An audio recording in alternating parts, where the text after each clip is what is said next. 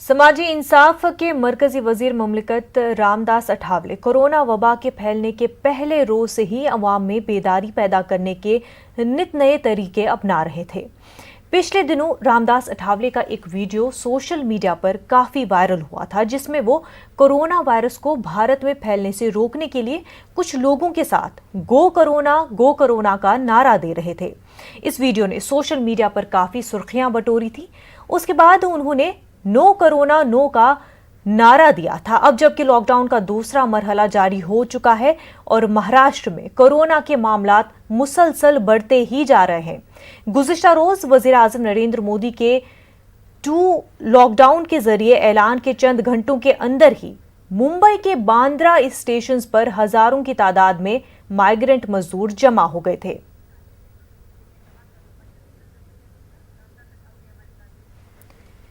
तो नाजरीन, इस वक्त हमारे साथ रामदास अठावले जी जुड़ चुके हैं और मरकजी ममलिकती वजीर हैं। तो काफ़ी सारे स्टार्टिंग से ही कोरोना को लेकर के उन्होंने नारे दिए हैं और एक तरह से जो है मैसेज पहुंचाने की कोशिश की है। आपका बहुत ही खैर मकदम है रामदास अठावले जी। रामदास अठावले साहब, आपसे ये जानना चाहेंगे कि लॉकडाउन का फेज 2 शुरू हो गया है और आप क्या समझते हैं कि कितना जरूरी है लॉकडाउन का ये पूरा जो फेज है कोरोना को इंडिया में कंटेन करने के लिए?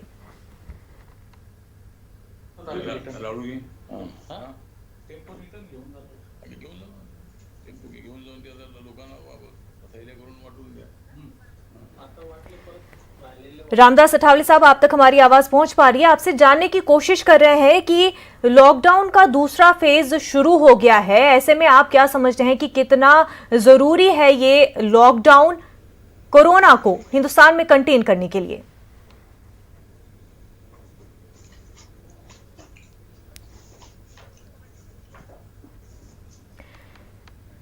तो पूरे मुल्क में कोरोना का कहर लगातार जारी है और महाराष्ट्र में भी हम देख रहे हैं कि तेजी के साथ कोरोना के केसेस जो है बढ़ते ही जा रहे हैं। यहाँ तक कि महाराष्ट्र जो है कोरोना का एपिसेंटर बन गया है हिंदुस्तान में और कई सारे दूसरे रियासतों में भी तेजी के साथ कोरोना के मामले जो है बढ़ते ही जा रहे हैं।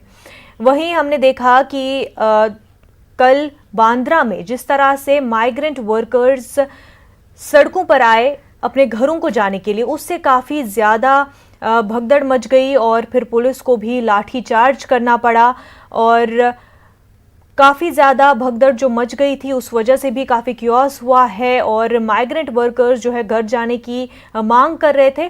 कहीं ना कहीं उससे जो है महाराष्ट्र सरकार की भी लापरवाही नज़र आ रही थी।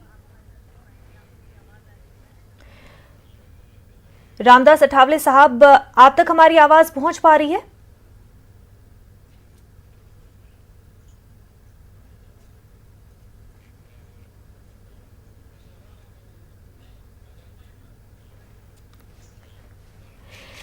तो नाजरीन, जिस तरह से कोरोना का कहर लगातार जारी है, हम देख रहे हैं कि हर स्टेट में जो है केसेस बढ़ते ही जा रहे हैं। वहीं दूसरे जो नॉर्थ ईस्ट के स्टेट्स भी है वहाँ पर काफ़ी कम केसेस देखने को मिल रहे हैं और लेकिन जिस तरह से महाराष्ट्र में तेज़ी के साथ केसेस बढ़ रहे हैं, बावजूद इसके कि लॉकडाउन का दूसरा फेज़ भी शुरू हो गया है, लेकिन केसेस में लगातार जो है बढ़ोतरी ही होती जा रही है। मुंबई में सबसे ज़्यादा केसेस देखने को मिल रहे हैं। पूरे महाराष्ट्र की अगर बात करें तो मुंबई में सबसे ज़्यादा केसेस है। आपको बता दें कि बहुत ही डेंसली पॉपुलेटेड मुंबई का एरिया है। खासतौर से मुंबई के स्लम्स जो है वो टाइम टिकिंग बॉम्ब की तरह हो गए हैं और वहां पर कोरोना का कहर ज्यादा देखने को मिल रहा है। एक बार फिर कोशिश करेंगे रामदास अठावले साहब से बातचीत करने की। रामदास साहब, आप तक हमारी आवाज पहुंच पा रही है?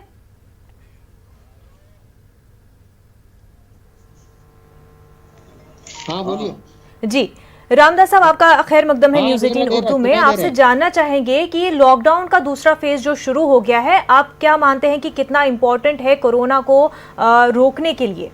ओके ओके, चलेगा।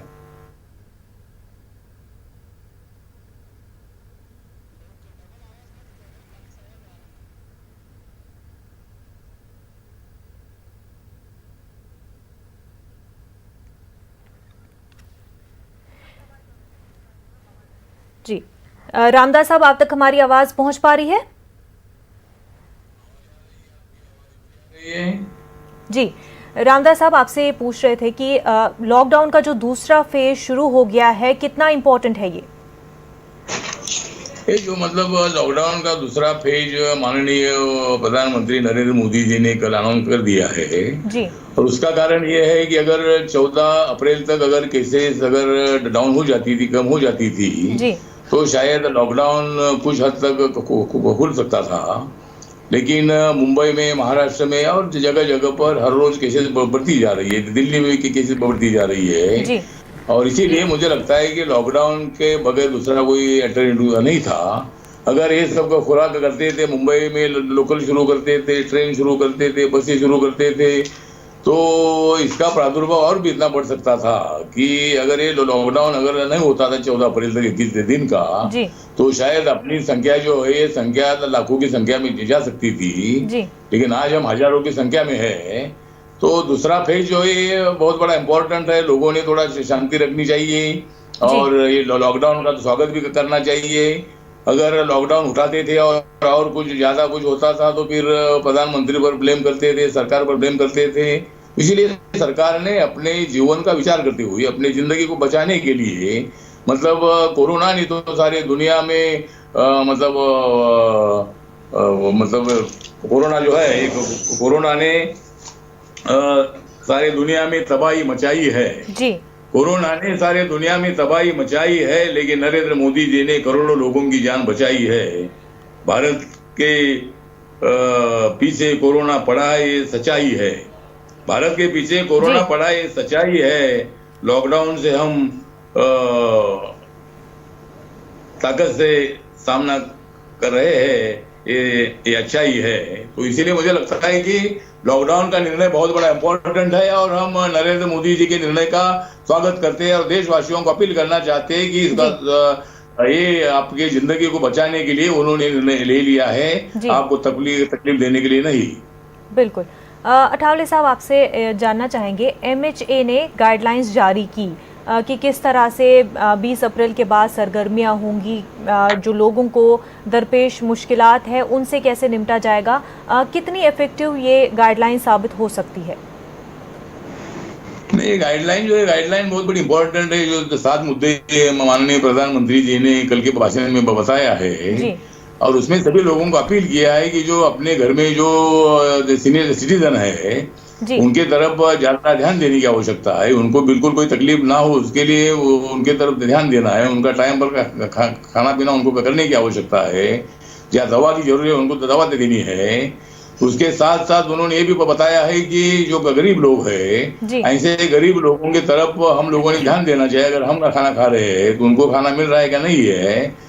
तो मेरे घर में मैं रोज लोग 200-250 लोगों को मैं खाना दे देता हूँ और मेरे आजू बाजू में बांद्रा में जो मजदूर है, जो बेरोजगार है, जो ऐसे ऑटो रिक्शा वाले, टैक्सी वाले है, वॉचमैन है, मतलब ऐसे कई लोग 200-250 लोग रोज मेरे घर में, बांद्रा में मेरा संविधान नाम का बंगला है, बांद्रा ईस्ट में जहाँ गुरु नानक अस्पताल आता है, जहाँ मातोश्री, जहाँ हमारे माननीय मुख्यमंत्री जी उद्धव जी ठाकरे जी का भी मकान है, तो उसके बाजू में मैं रहता हूँ। तो इसी तरह मतलब हर लोगों ने मदद करने की आवश्यकता है। और ये भी मतलब प्रधानमंत्री जी ने बताया है कि जो आयुष मंत्रालय ने जो गाइडलाइन दी है उस गाइडलाइन को सभी ने फॉलो करना चाहिए, सभी को बताना चाहिए जी। और जो पुलिस कर्मी है, डॉक्टर्स है, नर्सेस है और सफाई मजदूर है, जो मतलब इतने कठिन परिस्थिति में काम कर रहे हैं, ऐसे लोगों का मतलब स्वागत करना चाहिए, आभार मानना चाहिए। इसी तरह मतलब बहुत सारे मुद्दे प्रधानमंत्री जी ने बताए हैं और हम लोगों को पूरे देश भर में जो मेरी रिपब्लिकन पार्टी ऑफ इंडिया है, ये सभी लोगों को मैं बता रहा हूँ कि आप सब लोगों ने, प्रधानमंत्री जी ने जो दिया हुआ जो ये आदेश है, ये आदेश आप सब लोगों ने मानने की आवश्यकता है। जी बिल्कुल। अठावले साहब, ये बताएं कि केसेस तो तेजी से पूरे मुल्क में ही बढ़ रहे हैं, लेकिन महाराष्ट्र में सबसे ज्यादा केसेस है, एपिसेंटर बना हुआ है कोरोना का हिंदुस्तान में। कहीं पे चूक हुई, कंटेन नहीं कर पाई गवर्नमेंट, क्या वजह रही? नहीं, गवर्नमेंट ने तो भारी कोशिश की है, कर भी रही है, लेकिन मुझे लगता है कि जो मतलब अपना मुंबई जैसा शहर, जिस तरह आप जानते हैं कि अमेरिका का कैपिटल तो वाशिंगटन है, लेकिन उनका इकोनॉमिकल कैपिटल न्यूयॉर्क है। उसी तरह अपने भारत का जो कैपिटल है दिल्ली है, दिल्ली में भी केसेस है ही है, लेकिन मुंबई में सबसे ज्यादा केसेस नजर आती है। और उसका कारण ये है कि दुनिया भर के लोग मुंबई में आते हैं, दिल्ली में भी आते हैं, और इसीलिए मतलब हमारे मुंबई में और महाराष्ट्र में ज्यादा केसेस है। ज्यादा डेथ के कंपैरिजन में दूसरे स्टेट के कंपैरिजन में ज्यादा डेथ भी महाराष्ट्र में है। तो सरकार की तरफ से कोशिश चल रही है, मतलब प्रधानमंत्री जी ने दिए हुए आदेश को इम्प्लीमेंट करने के लिए हम लोगों को बता रही है, मास्क लगाना चाहिए, ज्यादा भीड़ नहीं करनी चाहिए, डिस्टेंसिंग ठीक ढंग से रखना चाहिए, और क्वारंटाइन जिनके करने की आवश्यकता है उनको करना चाहिए। इसी तरह मतलब हमारी कोशिश जारी है, और माननीय उद्धव जी ठाकरे भी मतलब इसके संबंध में मतलब काम कर रहे हैं। मैं कल हमारे भगत सिंह कोश्यारी जी माननीय गवर्नर जी है महाराष्ट्र के, उनको भी मैं कल में मिला, उनके साथ भी मैंने कोरोना के बारे में चर्चा की है, और उन्होंने भी राज्य के प्रमुख के नाते कोरोना का सामना करने के लिए हमें आदेश देना चाहिए, तो सलाह देनी चाहिए। ये कल मैंने उनको माननीय गवर्नर साहब को बताया है। तो ये केसेस कम करने की कोशिश जारी है, लेकिन केसेस ज्यादा बढ़ रही है, ये मैडम ये बात सही है। बिल्कुल। ये बताएं कि कल जो बांद्रा में सिचुएशन हुई, नौबत ही क्यों उसकी आई कि क्यों ये सिचुएशन राइज होने का मौका ही मिला? क्या हुआ? कल बांद्रा में हजारों माइग्रेंट वर्कर सड़कों पे आ जाते हैं, घर लौटने के लिए सड़कों पे आ जाते हैं। इतनी बड़ी तादाद में लोग सड़कों पर जमा हो रहे हैं कोरोना के वक्त में, तो ये सिचुएशन राइज ही क्यों हुई, पैदा ही क्यों हुई? क्या गवर्नमेंट पहले से तैयार नहीं थी इन सारे मामलों के लिए? नहीं, मतलब ये अभी ऐसा है कि जब ये बांद्रा स्टेशन के आजू बाजू में लोग लाखों की संख्या में रहते हैं, और जब मुझे लगता है कि लॉकडाउन बढ़ाने का निर्णय हो गया, तो ये झोपड़पट्टी में रहने वाले लोग थोड़े से छोटे छोटे मकान में रहते हैं, एक मकान में 8-8, 10-10 लोग रहते हैं, और वो थोड़े परेशान है। उनको कुछ लोगों को खाना भी नहीं मिल रहा है। महाराष्ट्र सरकार की तरफ से कोशिश तो जारी है, लेकिन जिस तरह वेल प्लान्ड हर आदमी तक खाना पहुंचना चाहिए, इसी तरह की योजना जो पूरी इफेक्टिव तो नहीं है, और शायद उन लोगों को खाना भी नहीं मिल रहा होगा। तो इसीलिए मुझे लगता है कि वहाँ मतलब लोगों को खाना का अभी मैं उधर ध्यान दे दूंगा, क्योंकि मैं भी बांद्रा में रहता हूँ, हमारे माननीय उद्धव ठाकरे भी बांद्रा में रहते हैं, और हम थोड़ा सा कोशिश करेंगे। तो अचानक लोग इतने वहाँ आने का कारण यह है कि शायद लॉकडाउन बढ़ गया। लोगों को लगता था कि 14 तक तो लॉकडाउन है और ये लॉकडाउन खत्म हो जाएगा, तो इसीलिए मुझे लगता है कि अभी उसमें कोई मार्ग निकल सकता है क्या। लेकिन अगर लॉकडाउन नहीं करते थे तो लाखों लोगों की संख्या बढ़ सकती थी, और इसीलिए लोगों की जान बचाने के लिए माननीय नरेंद्र मोदी जी ने तकलीफ तो इसमें ही है, लेकिन मजदूर ने कुछ दिन के लिए यहाँ रहना है, लेकिन उनकी व्यवस्था होनी चाहिए, उनको खाना मिलना चाहिए, उनको दवा पानी मिलना चाहिए। उसके लिए जरूर मैं महाराष्ट्र गवर्नमेंट से बात करूंगा, और हम भी उसमें क्या मदद कर सकते हैं उसके लिए हम भी उसमें ध्यान दे देंगे, और कोई भी आदमी भूखा ना रहे इसके लिए कोई योजना या कोई एनजीओ भी है या गवर्नमेंट भी है इनके तरफ से, या जो अभी 5 रुपए में खाना जो है, तो खाना जो 5 रुपए का है, तो कुछ लोगों को अगर हायर करते हैं कि भाई वो 5 रुपया का जो है, अगर वहाँ 10,000 लोगों का खाना दे दिया तो 50,000 रुपए कोई देने के लिए ऐसे कुछ लोगों को हम तैयार करेंगे, और लोगों को फ्री में का खाना मिलना चाहिए। तो उसके लिए जरूर मैं कोशिश करूंगा, और जो शिव भोजन जो है, शिव थाली जो है, जो 5 रुपए उन्होंने अनाउंस की है, तो उस बांद्रा के इलाके में शुरू करने के बारे में मैं गवर्नमेंट से बात करूंगा, और एक भी आदमी भूखा नहीं रहेगा इसके लिए हम कोशिश करेंगे। और लोगों को मेरा आह्वान है कि आप लोग थोड़ी तकलीफ निकालिए। अगर आप लोग मतलब वहाँ गाँव में जाएंगे तो गाँव के लोग भी मतलब आपको गाँव में ले लेते हैं कि नहीं मालूम नहीं है, क्योंकि बहुत सारे जिले में ऐसा है, हमारे महाराष्ट्र में एक जिले का आदमी दूसरे जिले में नहीं जा सकता है, वहाँ रोड पूरे तोड़ फाड़ कर दिए है। तो इसीलिए अभी मुंबई के लोग और वहाँ उनको छोड़ दिया। लेकिन अठावले साहब, लॉकडाउन एक्सटेंड होने से पहले रेलवेज में बुकिंग हुई थी, तो ये चीज मरकज के नोटिस में कैसे नहीं आई? अभी वर्कर के नोटिस में क्योंकि कोरोना बढ़ता जा रहा था, कोरोना यहाँ पहुंचा था, कोरोना मुंबई में, दिल्ली में, कई शहरों में, जयपुर में, अपने इंदौर में, या मतलब तमिलनाडु हो, हैदराबाद हो, मतलब सभी जगह पर कोरोना पहुंच रहा था। और मरकज के बाद भी मतलब कोरोना की संख्या बढ़ गई है। एक तो मरकज का प्रोग्राम था वो नहीं होना चाहिए था, निजामुद्दीन में इतने लोग जमा हुए, लेकिन उन्होंने नहीं जमा होना चाहिए था। लेकिन इसका अर्थ ये नहीं है कि भाई उन्होंने जानबूझकर का कोरोना बढ़ाया, मतलब उनकी तो धार्मिक उनकी भावना थी, लेकिन सरकार ने अनाउंस किया था, हिंदू हो या मुसलमान हो या दलित हो या कोई भी हो, सभी लोगों ने अपने रिलीजियस प्रोग्राम कैंसिल करना है, कि गैदरिंग बिल्कुल नहीं करना है। तो हर एक मतलब मरकज का जो प्रोग्राम हुआ उससे मतलब 30% 35% संख्या बढ़ गई है।